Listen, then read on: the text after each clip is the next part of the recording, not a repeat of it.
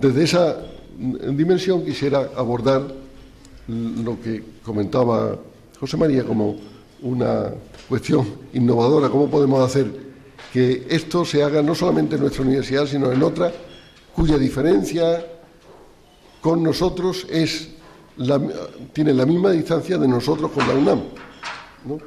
Entonces, ¿cómo cambiar en bloque, apuntando hacia las universidades con más dificultad en un contexto como el nuestro y haciendo algún experimento para ver en qué medida eso es posible y en qué medida se puede sacar lecciones de esa experiencia? La Chiquitanía está en el oriente boliviano, cerca de Mato Grosso, en Brasil, con algunos aspectos curiosos en la zona donde se conservan lo que eran las misiones jesuíticas del Paraguay, que no era solo Paraguay, y ahora sobre todo se conserva en Bolivia, donde en la cooperación española ayudó para la restauración de las iglesias y se celebra el mayor festival de música barroca del mundo, porque se acaban de descubrir unas 10.000 partituras barrocas originales perdidas en la selva. Y está suponiendo toda una novedad, ¿no? El entorno productivo es muy simple, o vacas o sus derivados cárnicos o madera de la selva amazónica. Ahí existe una sede de la Universidad Católica Boliviana, muy pequeña, donde tenemos un proyecto, que es el proyecto Chiquitos, con dos componentes. Uno, fomento de CITES, unidades incubadoras de investigación aplicada, pero mucho más pequeño, una especie de mini CITES, donde los estudiantes de nuestra universidad en Loja hacen su tesis de grado, lo equivalente en España a la tesina, allá, y el objeto de su tesis es la formación de estas unidades. Ahí tienen, ahora mismo están una docena de ellos allá, en áreas como informática, ¿no? La formación de educación a distancia, preparación para la educación a distancia. Ahora mismo tenemos un aula virtual sincrónica allí, salto satelital, curso de formación, incluso unas pequeñas empresas que están empezando a generar los mismos estudiantes de cuestiones simples de computación, por ejemplo, hojas web y ese tipo de cosas. O la parte agropecuaria, para tener valor agregado a lo que es la fuente de ingresos. Y la otra posibilidad, que es el turismo, la arquitectura, la comunicación social, en todos esos valores. La puesta en marcha de la modalidad a distancia, que ya empezó allí, con unos 200 alumnos, en 6 centros, algunos de los cuales a una distancia de 400 kilómetros, y el acceso, por ejemplo, la última evaluación, con las inundaciones que ustedes conocen por la prensa, le llevó a algunos de los jóvenes profesores evaluadores, que ahí tienen en el primer plano a una de ellas, le llevó para llegar al centro como 2 semanas, por la situación Bueno, en esa situación límite, y termino con esto, el proyecto Chiquitos consiste, integrado en lo que estaba comentando de la universidad, en lo siguiente. Una ayuda sur-sur mediada por el norte. Norte no en términos de desarrollo socioeconómico, ¿no?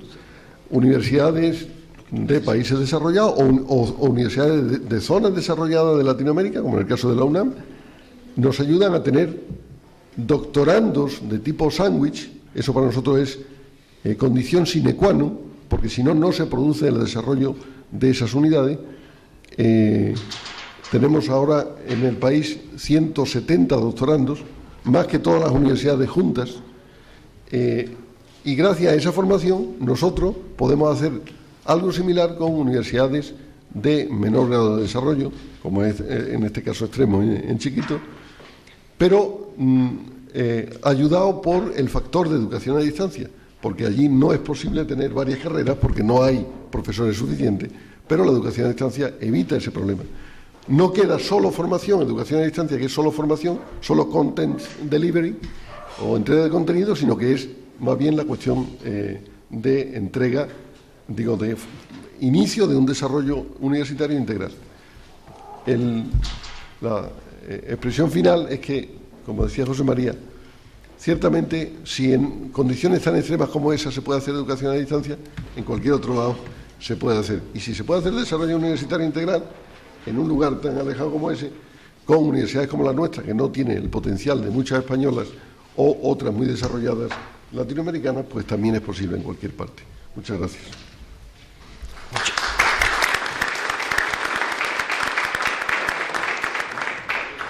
Muchas gracias a Luis Miguel Romero.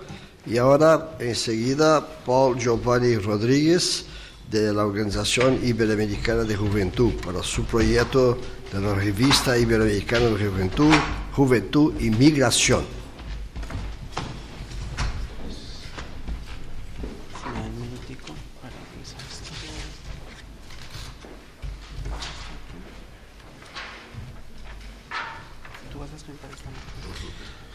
Cuando acabe él, saludas a los que nos siguen y que volvemos a las 4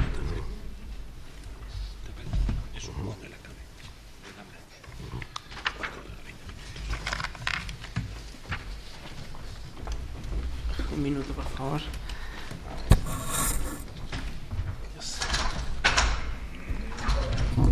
Mientras él lo va organizando, le recuerdo, ahora el profesor Gurgulino le recordará que a las 4 de la tarde hay una sesión. Les recuerdo la sesión de esta noche a las 7 con el viceconsejero de Ciencia, Tecnología y Universidad del Gobierno de Aragón, Fernando Beltrán, que disertará sobre proyectos innovadores en Aragón y donde se presentará además Virtual Educa Zaragoza 2008.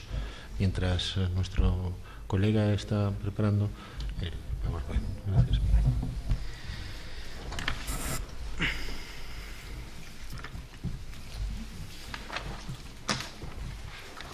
Pues muy bien, buenas tardes, ya casi. Es una hora un poco ingrata porque es la hora que antecede la comida, pero trataré de ser breve pues para que de pronto nos quede algún minuto para conversar, que yo creo que es lo más provechoso en este tipo de foros.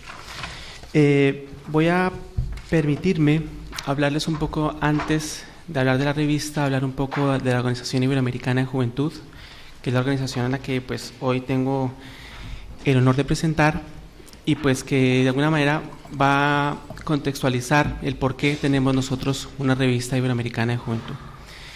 La Organización Iberoamericana de Juventud es un organismo internacional de carácter gubernamental que se creó en el año de 1992 con el propósito de fomentar la cooperación, el diálogo y la concertación en materia de políticas públicas de juventud en el ámbito iberoamericano. Puede decirse que hoy, digamos, nuestros socios y dueños son 22 países de Iberoamérica, donde tenemos la posibilidad de decir, después de un trabajo de 16 años, que tenemos un socio estratégico en cada gobierno a través de un ministerio, de una dirección o una secretaría de juventud. Buena parte de este trabajo, de alguna manera, pues está vinculado con el trabajo que hemos desarrollado con otros organismos internacionales. No solamente la Organización Iberoamericana de Juventud puede, digamos, apuntarse a ese logro. Ha sido un trabajo, digamos, muy compartido, muy consensuado, pero que a la postre, en la juventud de esta organización que hoy comienza su juventud, que tiene 16 años, pues es un orgullo demostrar ahora en Iberoamérica. Los antecedentes, digamos, más recurrentes o más, digamos, por decirlo así, principales de la organización, de la creación de la organización, pues los podemos situar en 3 esferas. La primera, digamos, y más grande, pues quizás la declaración del año 85 como el Año Internacional de la Juventud por la Asamblea General de las Naciones Unidas.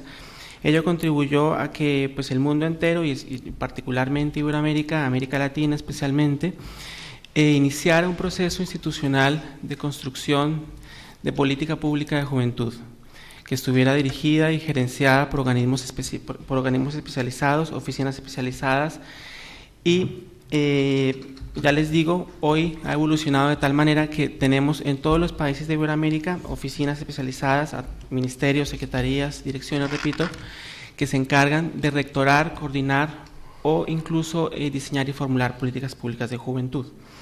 Otro antecedente importante es la conformación del sistema de conferencias iberoamericanas, al que no me voy a referir porque pues creo que todos conocen bastante bien, incluso mejor que yo, que pues digamos tiene su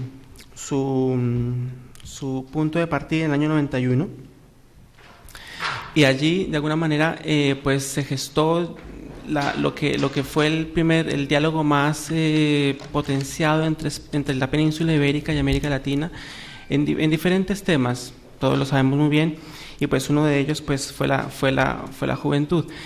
Es así que en el año 92, en la Expo de Sevilla, pues nace la OIJ. ¿Cuál es la misión nuestra? La misión, digamos que pues es muy diversa, pero la podemos concretar en una muy concreta, la podemos aludir a una muy concreta, que es promover junto con los estados, los organismos internacionales y la sociedad civil la ejecución de políticas públicas dirigidas a la inclusión social de los jóvenes iberoamericanos desde una perspectiva de derechos. Esto es, digamos, la síntesis más ajustada, más exacta de lo que es nuestro trabajo durante estos 16 años.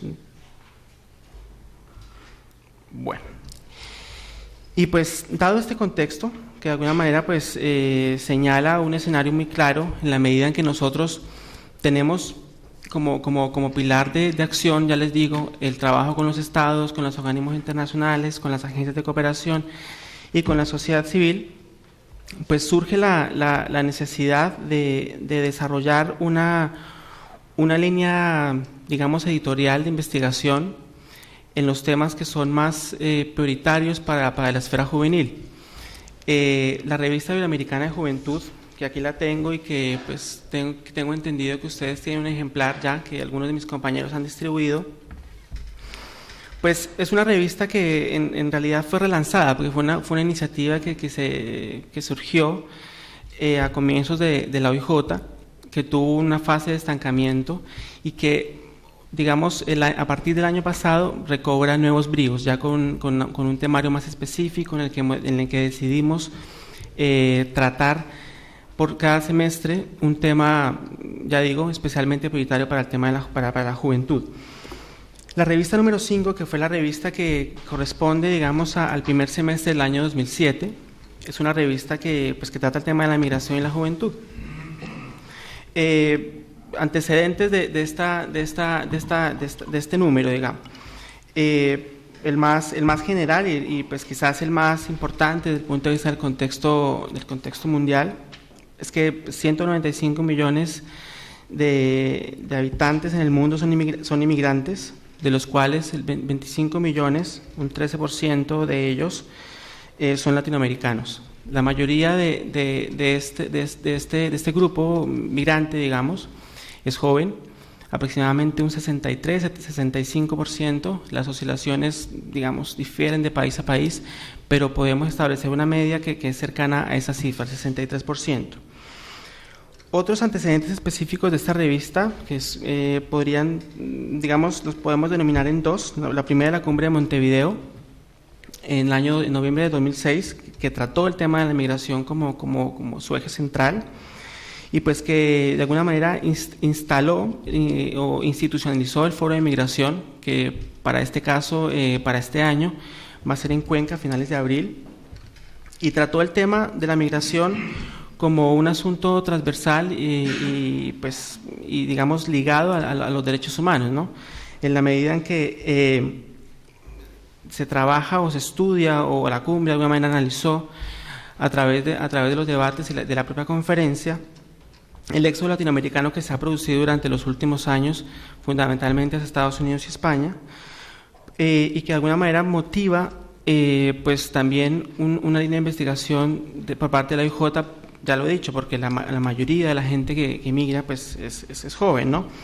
Y la explicación, digamos, más simple y más recurrente que se hace del análisis es que la juventud latinoamericana especialmente ha tenido una expansión de su capital simbólico, o sea, a través de los medios de comunicación, la educación formal y los iconos de la publicidad, pero al mismo tiempo tiene una fuerte restricción para materializar ese consumo.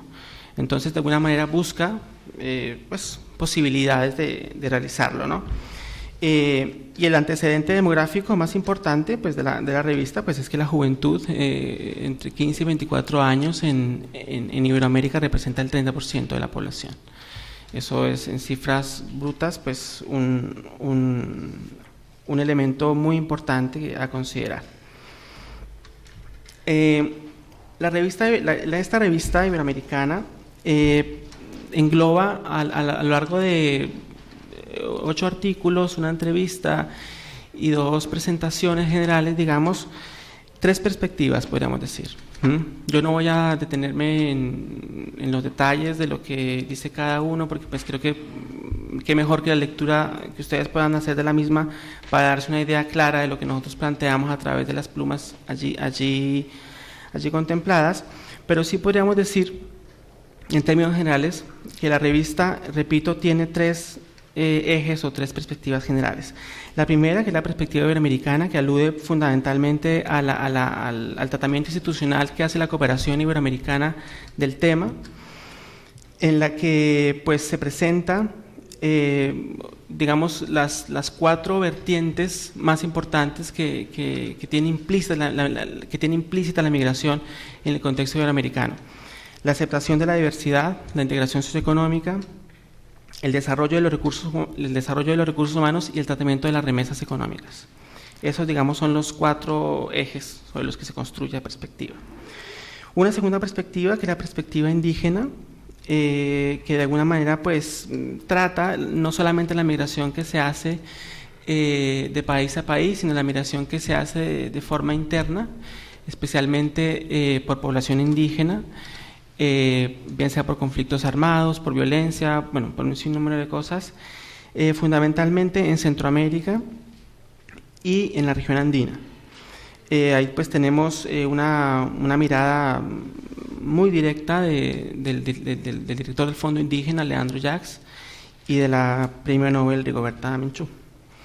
Una última perspectiva que es la más digamos, más desarrollada, más trabajada a lo largo de la revista, que es una perspectiva pues, más científica y sociológica, en la que podemos digamos, mencionar varios elementos que son digamos, interesantes de considerar.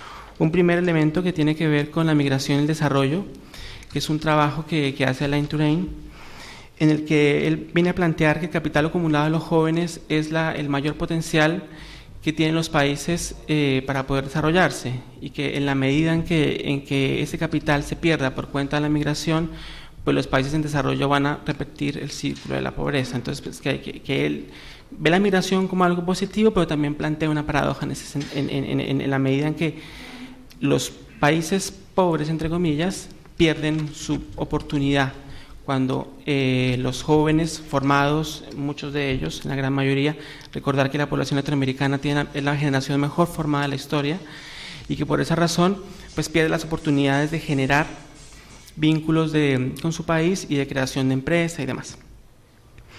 Otro elemento dentro de esta perspectiva es el de, podríamos llamar, retos y oportunidades que ofrece la migración, que es un trabajo que hace el director general de la OIM, Bruce McKinley, en el que él, de alguna manera, establece la relación entre la migración y varios elementos: los derechos humanos, la discriminación, la vulnerabilidad, la salud y la violencia principalmente. Un tercer elemento de esta perspectiva, como no, pues el tema género, que es un tema importante si tenemos en cuenta que hay un perfil predominante, sobre todo en la migración latinoamericana hacia España, que es pues, de las mujeres entre 20 y 30 años, muchas de ellas pues, en recursos económicos, lo que influye directamente en sus núcleos familiares. Muchas de ellas son madres y pues tienen un coste, digamos, no solamente productivo desde el punto de vista de los países que expulsan migrantes, sino también un componente más ligado a los valores sociológicos de la familia y demás, ¿no? Hay una investigación muy interesante de la Universidad de Valencia sobre este tema, que analiza los efectos psicosociales que tiene la migración en los núcleos familiares nuevos en 3 países, Ecuador, Colombia y Bolivia. Merece la pena, ahí está citado, merece la pena a las personas que les interese mucho este asunto, pues que miren la investigación, porque en realidad explica fenómenos como, bueno, las pandillas y otro tipo de conductas, ¿no? en estos países. Otra perspectiva, otro elemento que enfoca esta perspectiva es el de los países receptores, digamos, principales de la migración latinoamericana.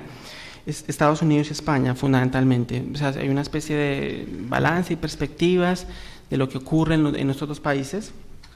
Y pues concretamente en el caso de España, pues Consuelo Rumi, que es la persona que aborda el tema en la revista, pues ella plantea cosas como que la migración ha rejuvenecido el país, y también cifras muy importantes, ¿no? Es que hoy actualmente los latinoamericanos residentes en España son aproximadamente 1.300.000 personas, de los cuales el 39% son jóvenes y la media de su edad es de 34 años, es una población muy joven.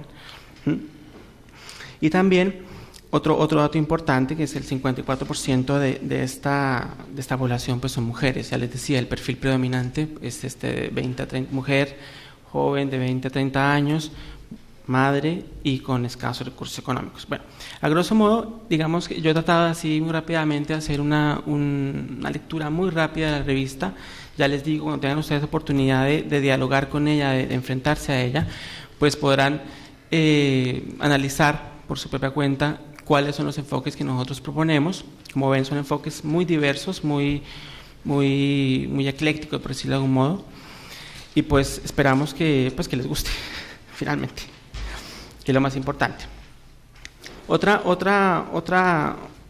digamos, situación que tiene que ver con la revista iberoamericana, que no solamente, ya les digo, es una revista seriada, es una revista que explora tema a tema, semestre a semestre, pues tiene que ver fundamentalmente con la situación en la que nos enfrentamos este año. Este año es el año iberoamericano de la juventud, así lo decidió la Cumbre Iberoamericana de Jefes de Estado y de Gobierno, y uno de los puntales importantes pues es la migración. La migración es prácticamente uno de los temas transversales que nosotros hemos contemplado en el momento de elaborar la estrategia de contenidos de la cumbre.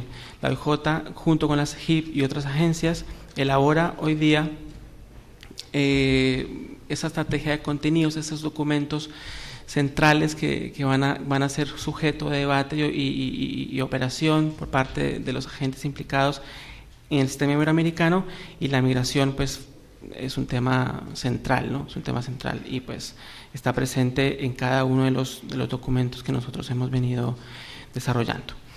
Pues no es más, muchas gracias. Está mi correo electrónico para cualquier consulta. Esta revista también está en versión online, www.oij.org, y además de esta revista está la siguiente revista, que es sobre cohesión social, el tema de la cumbre anterior, y otros libros y publicaciones de la OIJ. Muchísimas gracias.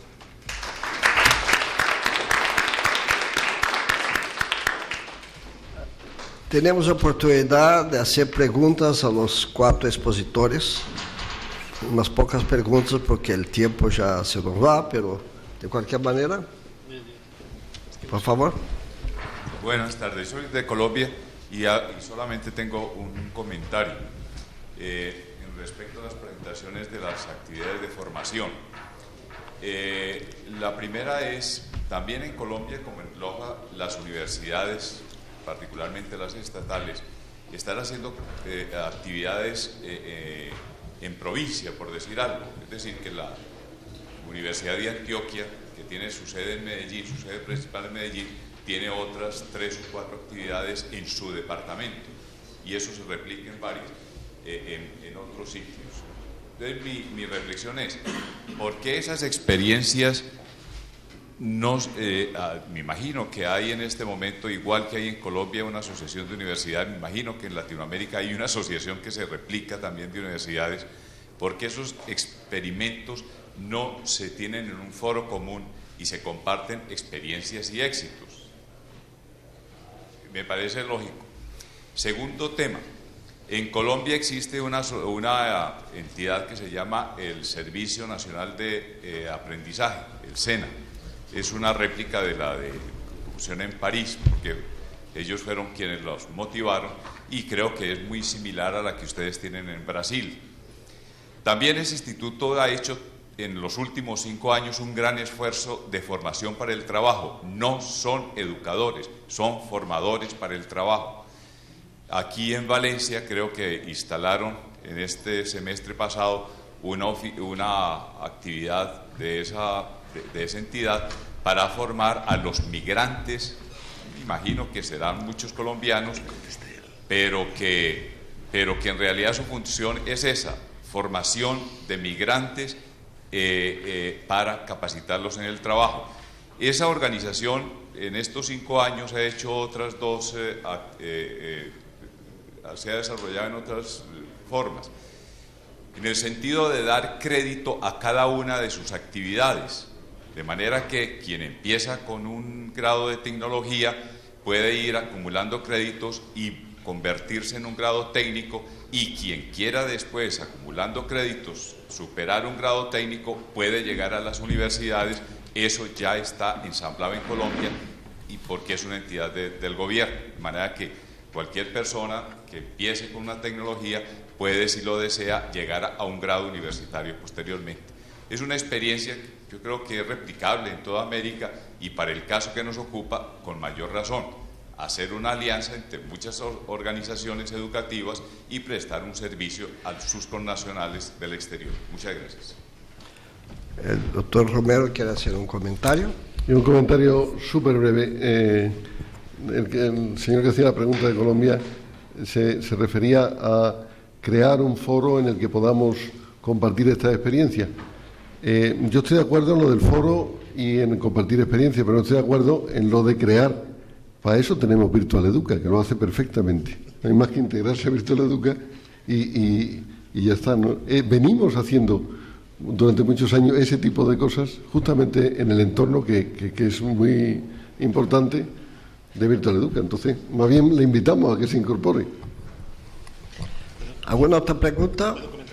Otro comentario aquí de José María. Simplemente, en Colombia hay otra experiencia muy interesante, aparte de las que usted ha mencionado. Con ASCUN llevamos tiempo trabajando, la Asociación Colombiana de Universidades, se llama EXE, Empresarios por la Educación. Empresarios por la Educación dice, no siempre el problema es de dinero, y en eso estamos.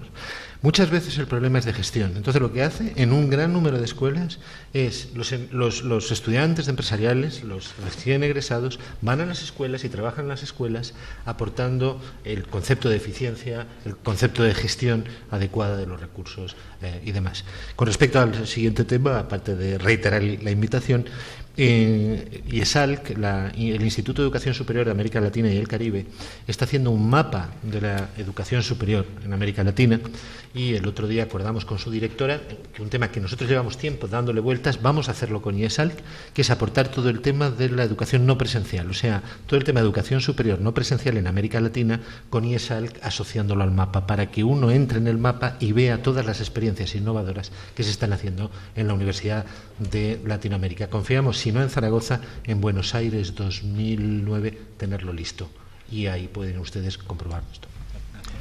Tiempo para más una pregunta breve, por favor. No, pues ya está. Bueno, si no hay más preguntas, quiero primeramente agradecer a los 4 oradores que nos han acompañado en esta sesión.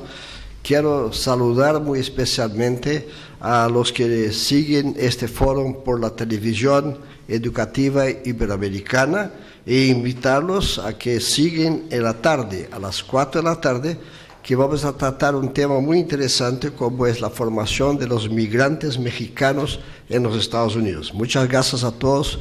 Buen almuerzo.